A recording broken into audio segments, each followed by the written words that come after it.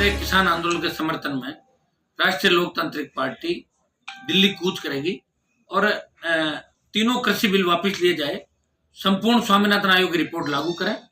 इसको लेके 2 लाख लोग दिल्ली की ओर कूच करेंगे। पिछली 12 तारीख को भी आरएलपी 10-15 हजार नौजवान किसानों के साथ मैं स्वयं शाहजहांपुर बॉर्डर पर गया था।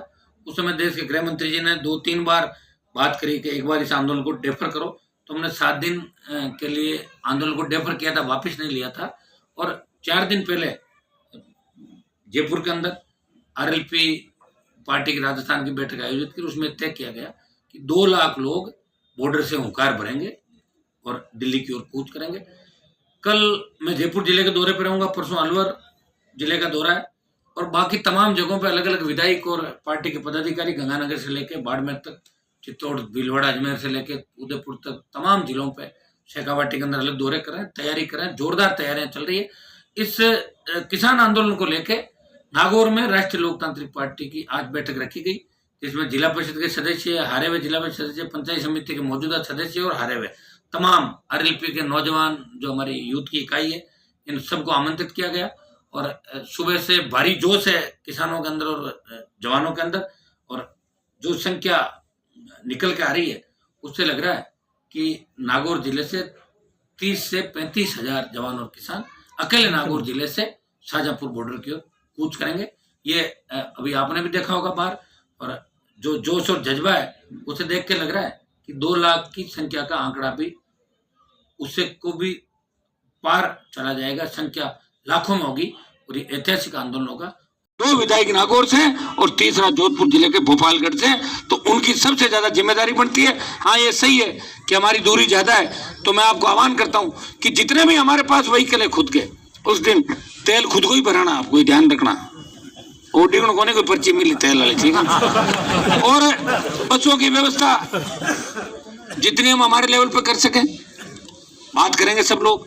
हम कोशिश करेंगे कि आम आदमी को तकलीफ नहीं हो, लेकिन जहाँ नहीं हो तो हमें सबको जिम्मेदारी लेनी पड़ेगी कि प्रत्येक इलाके से बसें भी गांव गांव से शाहजहांपुर बॉर्डर जाए, बैनर लगा हुआ हो किसान आंदोलन का, राष्ट्रीय लोकतांत्रिक पार्टी का झंडा हो, किसानों का झंडा साथ में हो, तभी ये मैसेज जाएगा दिल्ली के अंदर कि आरएलपी पार्टी ने 2 लाख का कहा और 2 लाख जवान किसान दिल्ली की ओर कूच कर रहे। भाइयों, आर पार की लड़ाई है। अगर इस लड़ाई के अंदर कमजोर पड़ गए तो दोबारा किसान आंदोलन नहीं कर पाएंगे। हमने कई आरक्षण आंदोलन देखे, प्रदेश के अंदर गुर्जरों का बहुत बड़ा आरक्षण आंदोलन हुआ, बेहतर गुर्जरों ने सादत दी, दिल्ली को हिला दिया। और हरियाणा का जाट आरक्षण आंदोलन, जहां मिलिट्री को भगा दिया और जाट समाज के बच्चों ने सीने पे गोलियां खा के इस समाज को बचाने का प्रयास किया। गुर्जर समाज ने राजस्थान से देश को दिशा दी। बहुत बड़ा नुकसान दोनों समाजों को हुआ, लेकिन इतिहास बन गया कि ये चाहे जो कर सकते हैं, लड़ सकते हैं। इस किसान आंदोलन में एक बार चौधरी महेंद्र सिंह टिकैत ने दिल्ली को घेरा था और 2 लाख लोग लेके दिल्ली में घुस गए थे। तब उस समय के प्रधानमंत्री ने उनसे बात करी और किसानों की तमाम मांगों पर सहमति बनी। इस आंदोलन के अंदर भी अगर किसानों की हार हो गई तो दोबारा किसान आंदोलन नहीं कर पाएगा। इस चीज का अच्छी तरीके से आप ध्यान रखना। इसमें किसानों की जीत आवश्यक है। ये किसी जाति का आंदोलन नहीं, ये किसान आंदोलन है। और किसान का मतलब होता है कि हर वो व्यक्ति जो खेती करता है, उसकी कोई जाति नहीं, वो कृषक है, किसान है, वो अन्नदाता है जो अन्न उत्पादन करके देश का पेट पालता है और उसके बच्चे सरहद पे दुश्मनों की गोलियों के आगे सीना तान के खड़े रहते हैं। भाइयों, उठो, जागो, अपने अधिकार के लिए ललकार भरो, हुंकार भरो। आपको शायद कई लोग ये भी कहते होंगे कि हनुमान जी को क्या हो गया, कई बच्चे लिख रहे हैं सोशल मीडिया, मैं क्या करूं, मेरे भाग्य में तो लड़ना ही लिखा है, मुझे तो लड़ाई के बिना मामला बैठेगा ही नहीं। थोड़े दिन दिल्ली में जाके एनडीए के साथ हुआ, किसान आंदोलन आ गया। अब मुझे तय करना है कि किसानों के साथ रहना है या सरकार के साथ, और मैंने तय कर लिया कि मैं किसानों के साथ हूं, मेरे भाइयों के साथ। राजस्थान के अंदर भी आपने देखा होगा कई बार मंत्री पदों को ठोकर मारी। लोग तो सरपंच प्रधान बन के भी अपने आप को हवा में उड़ाने लग जाते, पता नहीं क्या बन गया, क्या पद मिल गया। मैं पदों को ठोकर मारता हूं, मंत्री पदों को ठोकर मार के आपकी सेवा, समर्पण और त्याग करने का उदाहरण हर कोई देश में देता है कि हनुमान बेनीवाल ने किसानों का आशीर्वाद से एक पार्टी बनाई। एनडीए में खुद एमपी है, 3 आरएलपी के विधायक है। और राजस्थान में भारतीय जनता पार्टी विपक्षी भूमिका नहीं निभा रही है। अगर कोई विपक्ष की भूमिका निभा रहा है तो राष्ट्रीय लोकतांत्रिक पार्टी, चाहे परिवहन घोटाला हो, प्रताप सिंह खजरेवाज के खिलाफ अगर बिगुल बजाया, लड़ाई लड़ी, तो भारतीय जनता पार्टी नहीं लड़ी। मेरे तीनों विधायकों ने विधानसभा के अंदर और सड़क पर हनुमान बेनीवाल ने कहा कि परिवहन घोटाले की सीबीआई जांच हो। जांच कहां से होती? उसने अशोक गहलोत के पैर पकड़ लिए जाके। तो भाइयों, जांचें ऐसे नहीं होती। ये अदला बदली का खेल चल रहा है। वसुंधरा गहलोत का गठबंधन राजस्थान के अंदर चल रहा है। इस गठबंधन को तोड़ने के लिए अब कोई लोक देवता अवतार नहीं लेंगे। आपको ही होशियार होना पड़ेगा, समझना होगा, सोचना होगा। पंचायत चुनाव के अंदर अपन ने प्रयास किए, 3 लाख के लगभग वोट जिला परिषदों में मिले, पंचायत समिति सदस्यों में अच्छे वोट मिले, हमारे प्रधान भी बने। दुर्भाग्य से कई जगहों पर हम रह गए। हिम्मत नहीं हारनी है, अपना काम लड़ाई लड़ना है। ये वही जिला है जहाँ दूसरे नेताओं के नाम से दस्तखत उनके चलते थे, लोग देखते थे कि भाई उस गांव के वो नेता है। एक यही जिला है जहाँ आप कितने नए नेता तैयार हो गए, कितने वक्ता तैयार हो गए। आज मैं दिशा की बैठक कितना देख रहा था, कितने नए जो सरपंच थे, कितनी हमारी छोटी बहन है जो बढ़ चढ़ के सवाल दाग रही थी सरकार पे। तो कहीं न कहीं आपको जगाने का प्रयास तो कर ही रहा हूँ। जब मैं बीजेपी के अंदर हुआ करता था पुराने जमाने में, तब 50,000 के 1 लाख की रैली होती, कभी अटल बिहारी जी वाजपेयी आते, कभी और आते, तो हम बहुत दूर खड़े रहते थे, देखते थे कि इस मंच पे हमें भी कभी बोलने का मौका मिलेगा।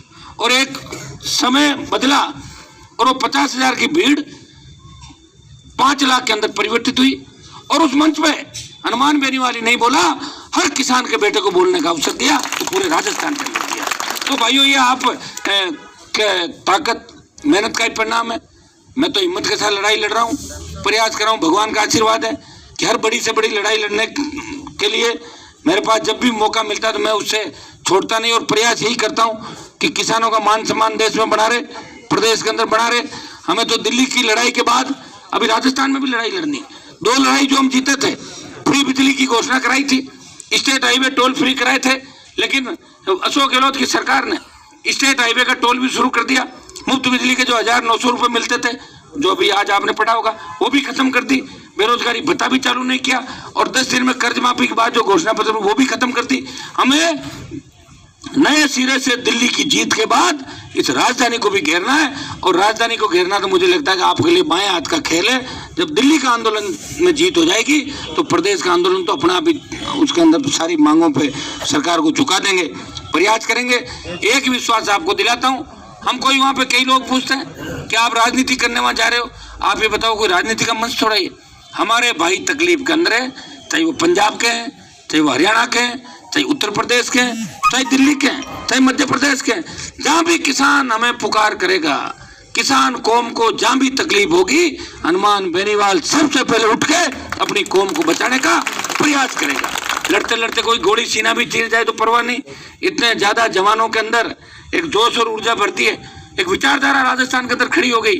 हनुमान बेनीवाल नाम नहीं रहा, एक विचारधारा बन गई कि संघर्ष का दूसरा नाम हनुमान है। और इसीलिए भाइयों, आप सब मुझे पसंद करते हो। मैं आपको विश्वास दिलाता हूं कि आपका भरोसा नहीं तोड़ूंगा, किसानों को धोखा नहीं दूंगा, आपको सत्ता के अंदर आने का मौका दूंगा। इस आंदोलन के बाद 23 की तैयारी हम करेंगे। तमाम जो आपके मामले हैं, आज हर जगह तकलीफ है, हर जगह समस्या है, गांव से लेके स्कूल से लेके कॉलेज यूनिवर्सिटी से लेके रोजगार तक। आज आजादी के 70 साल बाद किसान आत्महत्याएं कर रहा है, किसान का बेटा बेरोजगार से तंग आकर आत्महत्याएं कर रहा है। अपराध कितने हालात अपराध के अंदर आप देखो किस तरह हम कहाँ पे थे, कहाँ चले गए। राजस्थान जो 1900 नंबर पे था, अपराध में 1 नंबर पे आ गया। गहलोत वसुंधरा की कोई जांच करा पाया राजस्थान के अंदर? नहीं करा पाया, आगे भी नहीं होगी। लेकिन मैं आपको भरोसा दिलाता हूँ कि राष्ट्रीय लोकतांत्रिक पार्टी अगर सत्ता के नजदीक भी आई, जांचें भी होगी, जेल में भी जाएंगे और दोनों को एक साथ डाल देंगे। ये बार बार मैंने पहले भी कहा था, फिर मैं चेतावनी दे रहा हूँ कि हमें लड़ना है, संघर्ष करना है और हमारे भाइयों को न्याय दिलाना है, अंतिम छोर पर बैठे भाइयों को न्याय दिलाना है। मैं दिल्ली की सरकार को फिर अपील करता हूँ कि जिद छोड़ें, तीनों बिल वापस लें। जब आप संशोधन को तैयार हो गए तो वो लोकसभा में संशोधन करोगे तो बैकफुट पर तो वैसे ही आ गई सरकार। प्रधानमंत्री जी बड़ा मन रखो, किसानों का आगे झुक जाओगे तो कोई आपको झुकावा नहीं मानेगा। वोट मांगने के लिए अपन हर जगह जाते हैं, हर गली मोहल्ले के अंदर जाते हैं और नेता कभी छोटा नहीं होता। वोट मांगने में जब छोटे नहीं होते तो किसान बिल वापस लेने से कौन से छोटे हो जाएंगे। देश में एक बात चलेगी कि प्रधानमंत्री जी किसानों के आगे झुके, एक बड़ा संदेश पूरे विश्व के अंदर जाएगा। प्रधानमंत्री जी जिद छोड़ के हमारी बात मानो, किसानों के साथ वार्ता करो, तीनों काले कानून वापस लो और संपूर्ण स्वामीनाथन आयोग की रिपोर्ट लागू करो। यह देश चाहता है। जिस दिन संपूर्ण स्वामीनाथन आयोग की रिपोर्ट लागू होगी उसी दिन किसान का भला होगा। आज हमारा मूंग खरीदा कहाँ जा रहा है? बात तो स्वामीनाथन आयोग की और अपन समर्थन मूल्य की कर रहे हैं, लेकिन मूंग की खरीद 1% हुई है नागौर के अंदर। आज बैठक के अंदर मैंने यही बात कही थी। पूरे राजस्थान में 1% मूंग खरीदा गया, किसान का मूंग दागी बता के वापिस भेज दिया जाता है। कौन किसानों की सुध लेगा? कौन जिम्मेदारी लेगा? किसी न किसी को आगे आना होगा। और मैं आपको विश्वास दिलाता हूँ कि आरएलपी पार्टी किसान हितों के लिए कटिबद्ध है, संघर्ष करेगी, प्रयास करेगी। और भाइयों, इस संघर्ष प्रयास से हम जीतेंगे।